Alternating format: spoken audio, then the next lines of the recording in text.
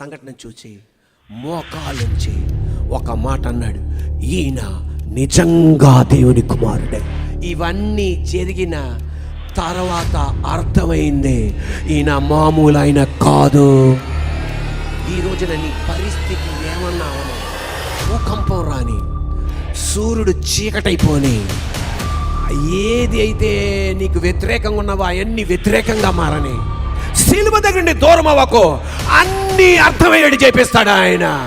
నీ కుటుంబంలో ఎందుకు జరిగిందో, నీ పిల్లలకు ఎందుకు జరిగిందో, నీ భర్తకి ఎందుకు జరిగిందో, నీ వ్యాపారానికి ఎందుకు జరిగిందో అర్థమయ్యేది చేపిస్తాడు. ఈయన ఇన్ని జరిగిన ఎక్కడి నుండి దూరం అవ్వలా, సిలువ దగ్గర నుండి దూరం అవ్వలా.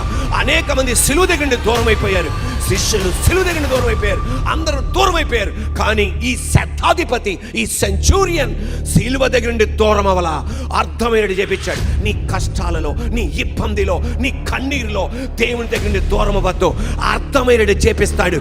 నిండి పొర్లేటట్టుగా నా దేవాది దేవుడు నీ ఇంట్లో కార్యం చేస్తాడు ఆయన.